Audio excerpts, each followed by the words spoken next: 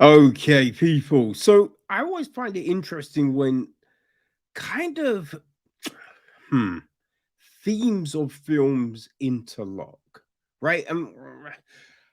It's not quite what I mean, right? It is when you come across something in one film and then another film touches on that a part of that thing, but in a completely unrelated way.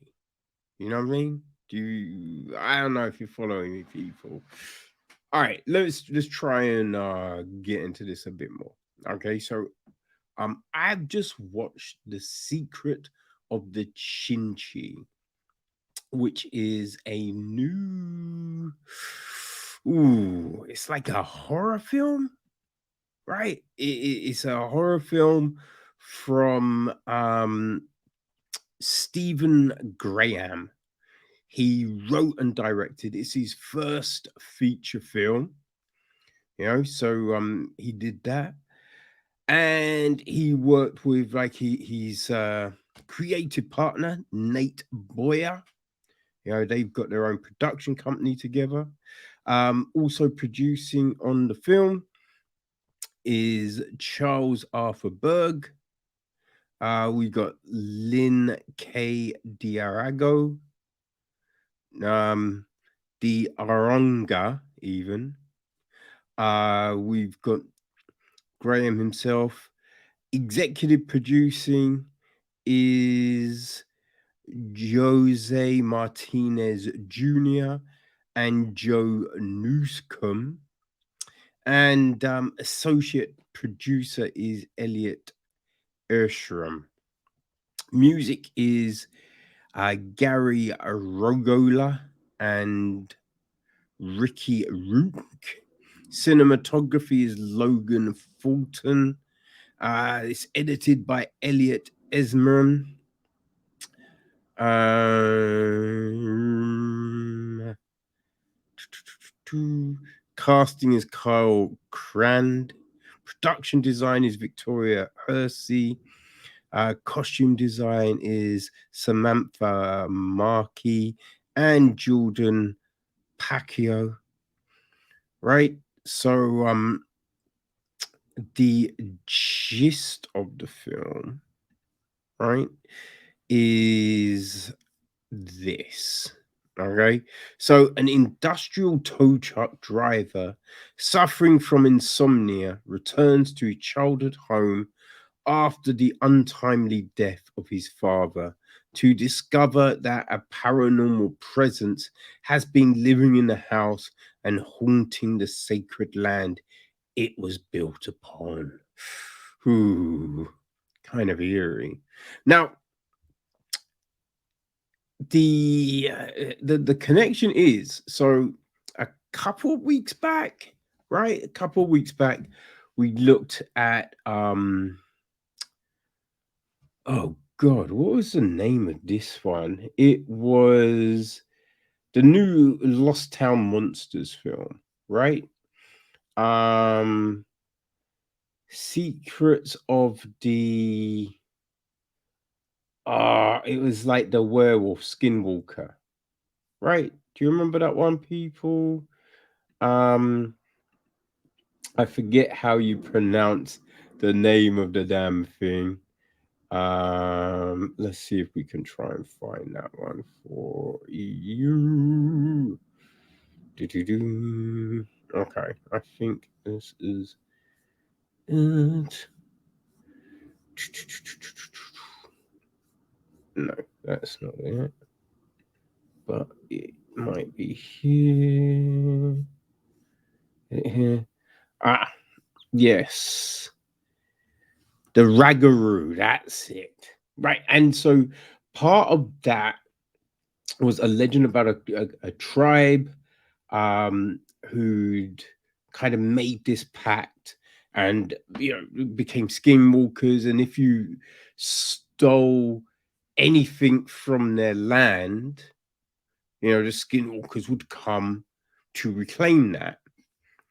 Right. So that was their kind of legend. And in this film, Secret of the Shinachei, and I do think the Shinachei was the tribe. mentioned in the Ragaroo film, right? And so, yes, if we start off at the beginning of the film. So the beginning is kind of crazy because we see these kind of snowy landscapes and we're hearing this like beating noise like a heartbeat, right? We see a tree with something carved into it, and then we kind of the camera's panning, and we see a guy, and he seems very panicked and he's running, and then he kind of falls over and he seems very scared, right? Then we cut to two kids playing in the snow. The boy is kind of like a little fire and something, and he starts to dig and he pulls out like an arrowhead. So his sister then is like, "Oh, what you got?" He pretends he hasn't got anything. They go home. We see them by the Christmas tree. It's just, I think, 3 days before Christmas or the day before something, right? And we see him by the Christmas tree. Something happens, and now we're with an old guy. He's a sheriff, and it's weird because he's being interviewed in his own home, right? Being interviewed in his own home, getting asked questions like, "So what happened? How did the boy get to your house? Do you understand what happened to your son?"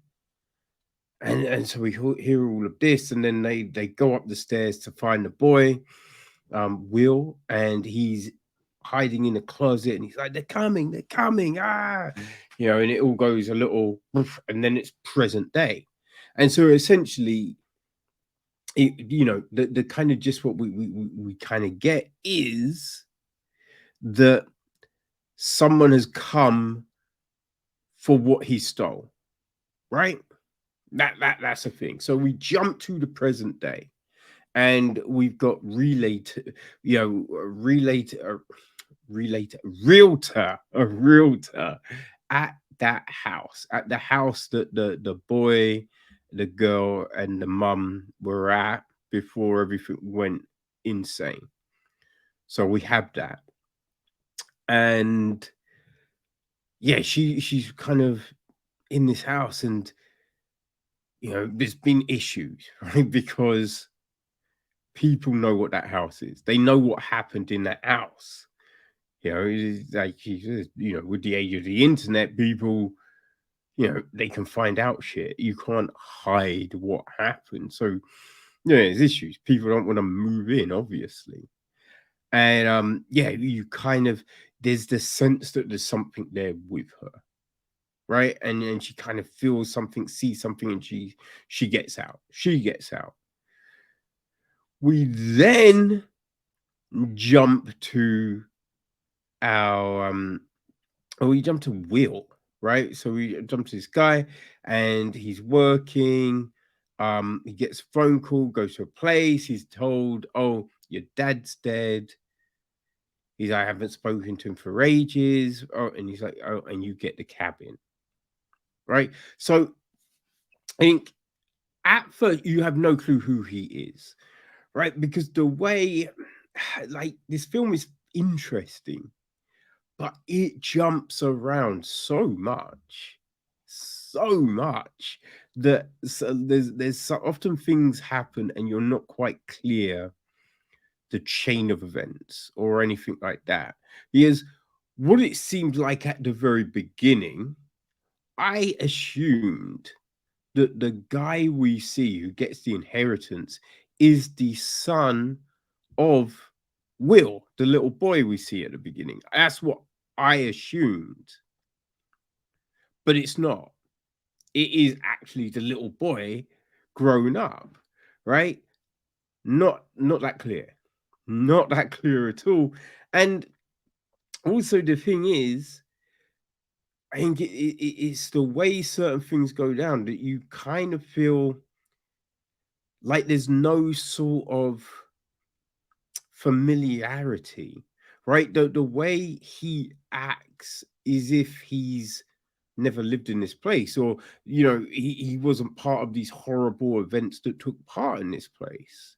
It's all a little bit like, what?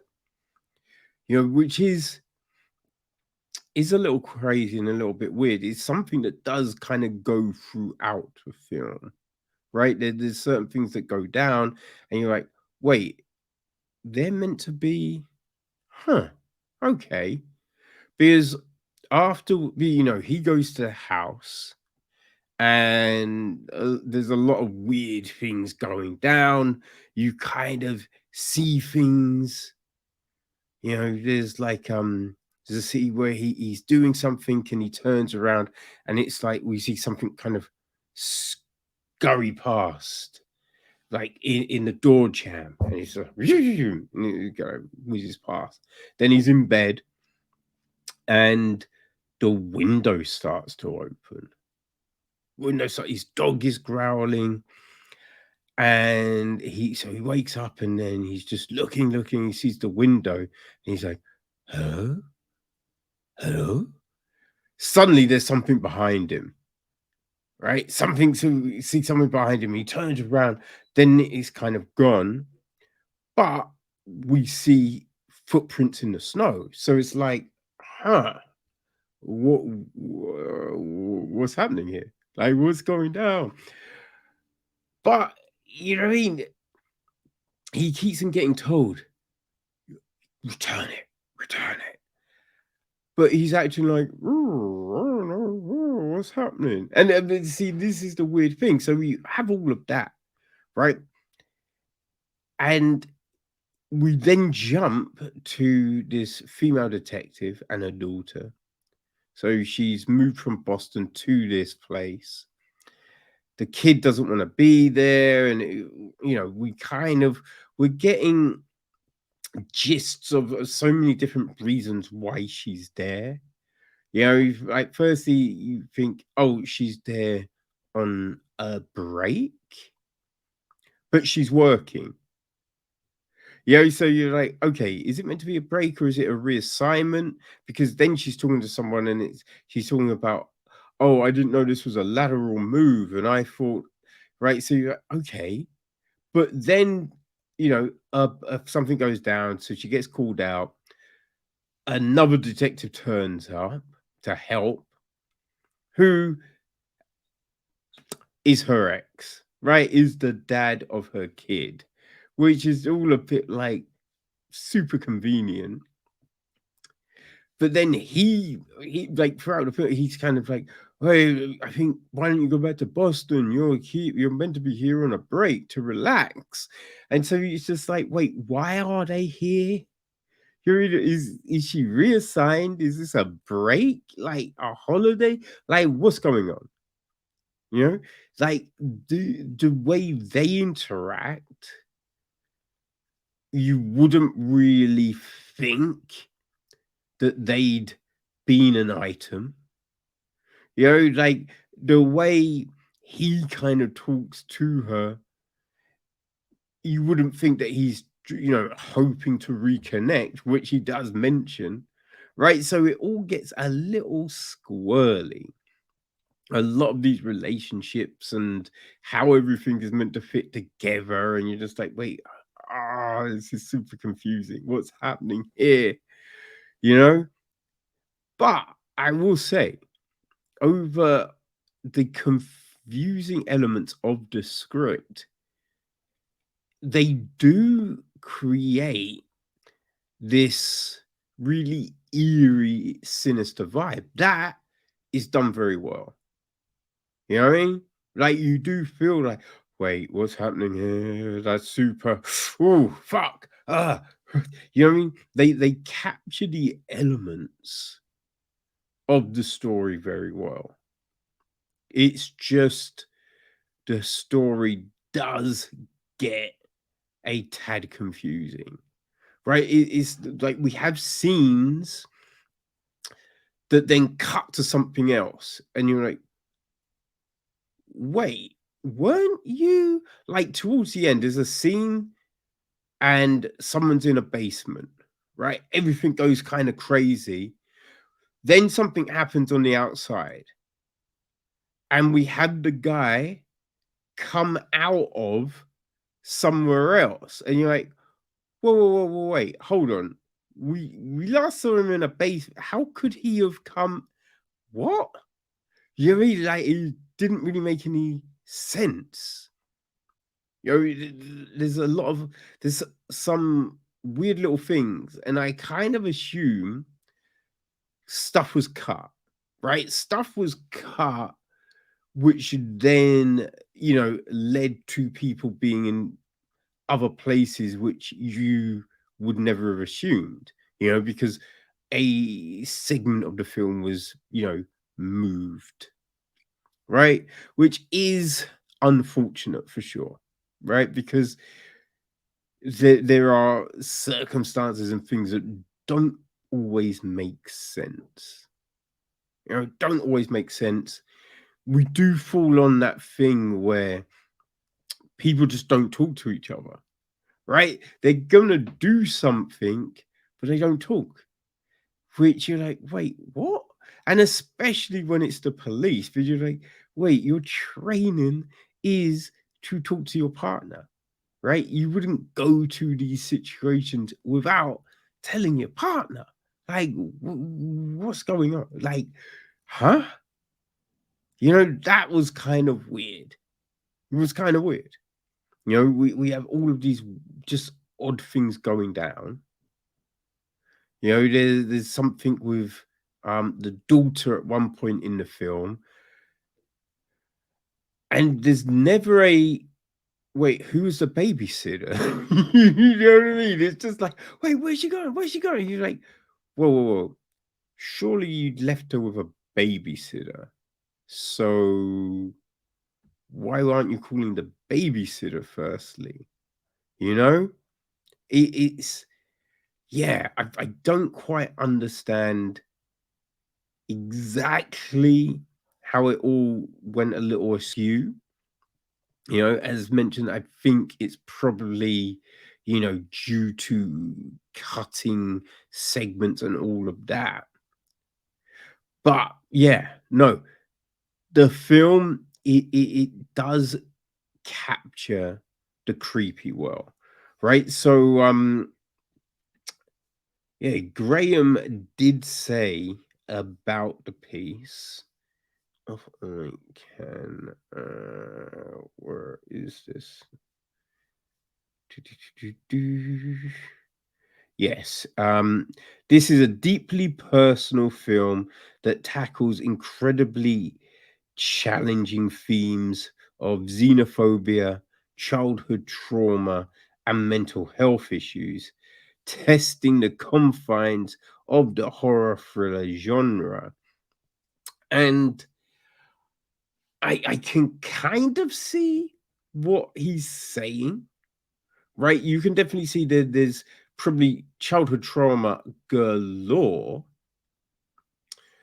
but we don't really see it addressed, right? We see things go down, but we don't see a lot of times the cause or the subsequent, logical effect of that thing. There's a scene where he's like he keeps on getting these weird visions, Will, right? And he's at work and he collapses, and his colleague finds him the next day, and he's like, "Oh, not again!" So obviously, there's a thing that had been happening a lot. We don't know this, you know, and then you kind of feel, well, if it's been happening a lot, what has he been doing? Because if you were through, a part of this horrific thing that happened as a kid, you haven't seen your dad for years, obviously for a reason. But then, we don't know what has he been doing to try and deal with these circumstances, right? Throughout, as I mentioned, throughout the film, he's getting told, return it, return it. But it's like he acts like he has no clue of what's being asked of him, right? Yeah, uh, it's very inconsistent. But I think what we see with Secret of the Shinchay is that, yeah, Graham definitely has talent.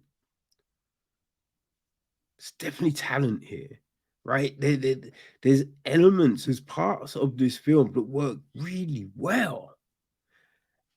But I think he needs a. I mean, you say, he needs a steadying hand on the editing, maybe, or just someone to point out, yo, I think we should. But that is part of the whole learning curve. Like, you watch anyone's first film to then say, I don't know, let's just say the fifth film, right? You always see an evolution. There's always this progression in how people tell stories, the way they interpretate interpret things on the screen.